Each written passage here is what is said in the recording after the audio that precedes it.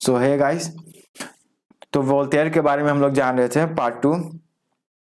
तो वोल्टेयर एक बहुत बड़ा लेखक, या यूं कहे कि उसका कलम एकदम जब लिखता था ना वो, तो मतलब मामला हिला देता था। इसने ऐसा नाटक या किताब जो भी लिखा, उससे पूरा फ्रांस की गद्दी हिल गया। और 1789 में आप सबको पता है कि ये फ्रांस की क्रांति हुई।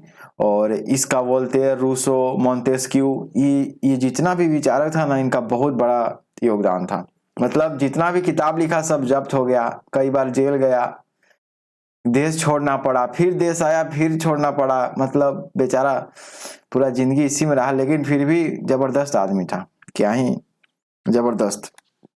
वीरह कांत एक नाटक लिखा था जो पेरिस में बहुत दिन तक चला, और इसके लिए इसको जेल हुआ, मारने का प्रयास हुआ।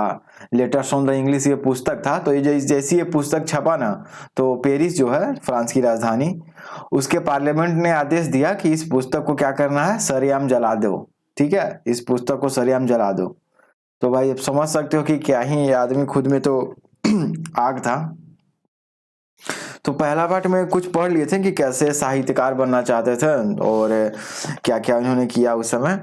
और तो उसके आगे हम लोग जानते हैं, क्योंकि इसमें समझ में नहीं आ रहा कि किसको छोड़ूं और किसको पढ़ूं। सारा इंपॉर्टेंट ही लग रहा है हमको।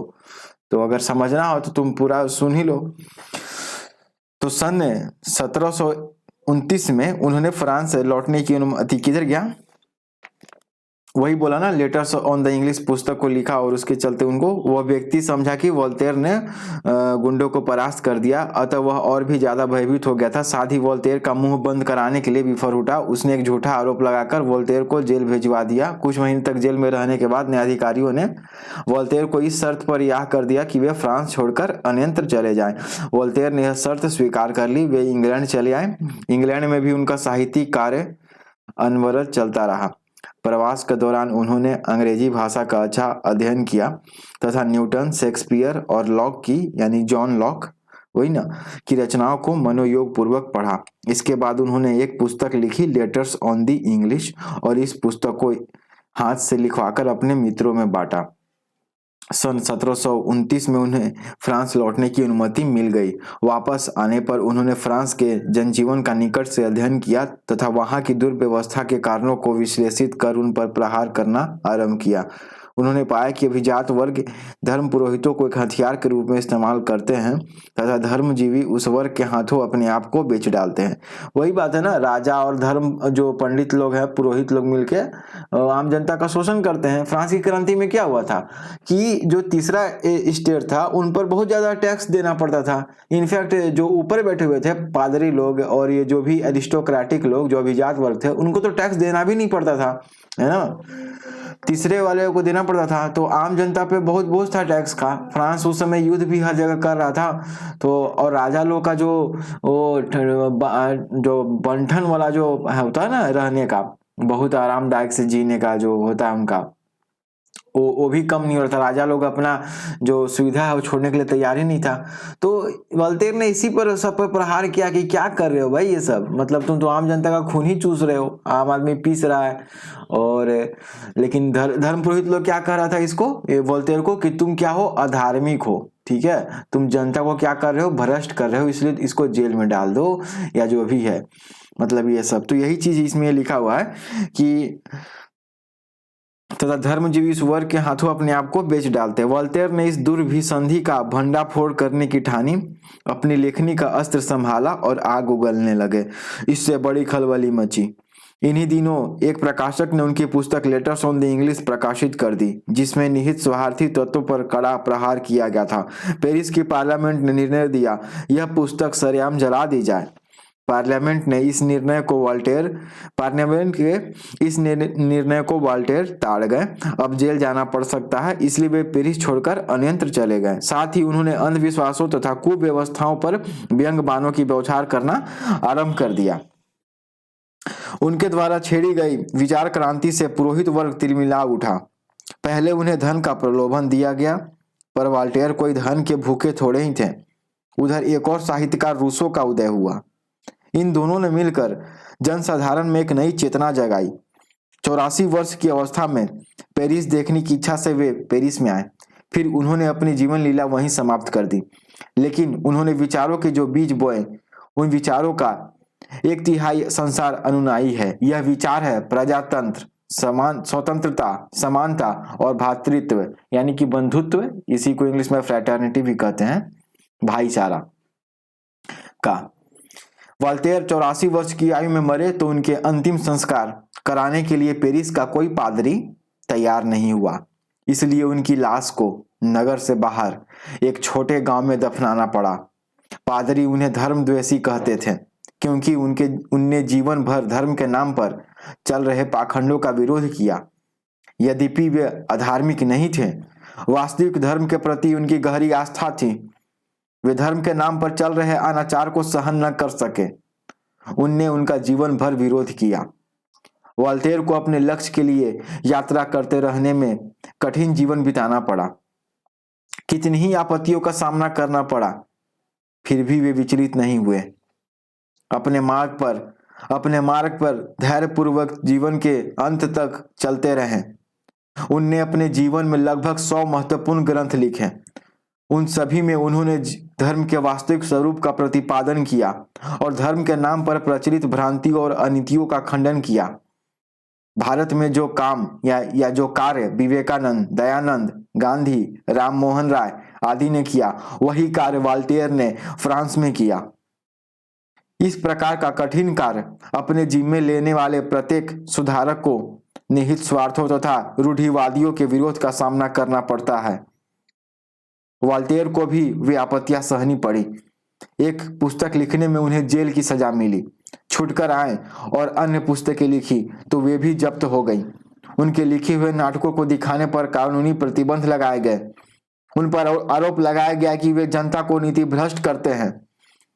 उन दिनों राज शासन या प्रचलित परंपराओं की आलोचना करना नीति भ्रष्टता मानी जाती थी।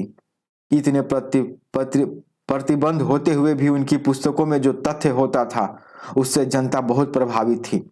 लुक छिपकर उनकी पुस्तकें खूब पढ़ी जाती थी। जब तक प्रतिबंध नहीं लगता था तब तक उनके लिखे नाटकों को देखने के लिए लोग टूट टूट पड़ते थे।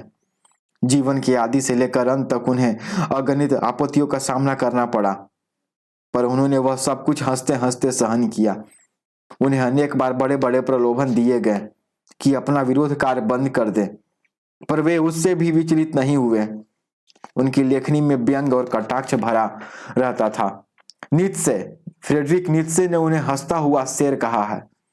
उनका हंसना इस युग के अनाचारों के लिए एक सांघातिक वज्र प्रहार के समान था। उनकी लेखनी ने न केवल धार्मिक वरन राजनीतिक और आर्थिक क्रांति के लिए भूमि तैयार की, जिसके फलस्वरूप निहित स्वार्थों का आसन ही डगमगा गया और फ्रांस ही नहीं, सारे यूरोप की जनता में स्वतंत्र विचारों की एक महत्वपूर्ण शक्ति का उदय हुआ। विक्टर हुगो ने लिखा है, वोल्टेयर का नाम लेते ही 18वीं सदी में जो कुछ श्रेष्ठता है वह मूर्तिमान होकर हमारी आंखों के सामने आ खड़ी होती है। जोन्स वेले ने लिखा है, भगवान ने उन्हें एक बौद्धिक चिकित्सक के रूप में भेजा जो क्षयग्रस्त और गलित स्थिति में पड़े हुए युग की जीवन भर चिकित्सा करते रहे।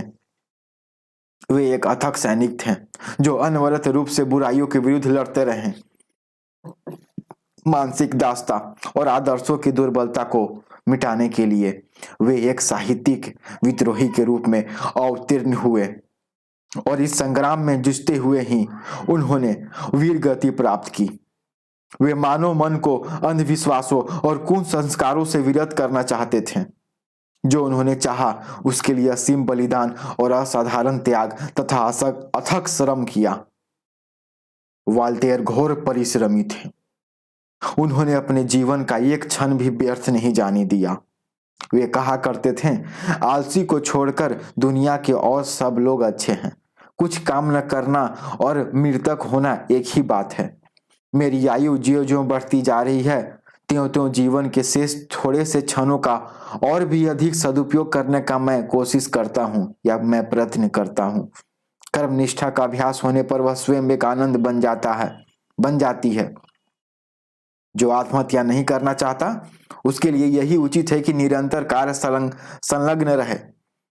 उन्होंने अपने इन आदर्शों को कार्य रूप में परिणत किया। फलस्वरूप वे मानव जीवन का वास्तविक लाभ प्राप्त कर सके। सभी महापुरुषों की भांति वोल्टेयर का महत्व उनके जीवन काल में नहीं समझा गया। लोग उनका विरोध और तिरस्कार ही करते रहे, पर एक ऐसा समय भी आया जब उनका महत्व स्वीकार किया गया। फ्रांस की राजक्रांति जब हो गई तो क्रांतिकारी दल ने वोल्टेयर की मरी मिट्टी को 13 साल बाद कब्र में से निकाला और एक विराट जुलूस के रूप में उसे राजसी सम्मान के साथ नगर में घुमाया गया। उनकी उस शव यात्रा में 6 लाख नर नारी सम्मिलित थे। उनकी अर्थी पर मोटे अक्षरों में लिखा हुआ था, वह वोल्टेयर जिसने हमारे मन को बड़ा बल और साहस प्रदान किया, जिसने हमें स्वाधीनता संग्राम के लिए उकसाया। तो ये था वोल्टेयर के बारे में कुछ। पार्ट 1 जानने के लिए, पार्ट 1 का सुनने के लिए लिंक डिस्क्रिप्शन में दे दिया गया है, आप उसको सुन सकते हैं। कैसे आदमी ने फ्रांस की राजगद्दी को हिला के रख दिया केवल अपने कलम की ताकत पे, अपने कलम की नोक पे। काश इनके पास जितनी पावर थी, जितना इनमें आत्मबल था, उसका 1% भी मेरे में रहता या है, लेकिन शायद मैं जागना नहीं चाहता। शायद मैं आलसी हूँ। मैं भी परिश्रमी बनना चाहता हूँ, शायद आप भी परिश्रमी बनना चाहते हैं ताकि आप भी जिंदगी में कुछ कर सके। इसलिए ये इन महापुरुषों के बारे में जानना जरूरी है। सोशल मीडिया पर ज़्यादा समय बिताने से अच्छा है कि कुछ इन महापुरुषों के बारे में सुन ले तो थोड़ा अच्छा रहेगा। So thank you guys for watching this. Have a great day ahead. कल फिर मिलेंगे एक नए महापुरुष या महामहिला, जो भी महिला या पुरुष दोनों, जिन्होंने किसी का एक महान, उनकी ये कोई कहानी नहीं है, कोई नोवेल नहीं है, बल्कि ये असली जीवन में ये सब घटित हुआ है।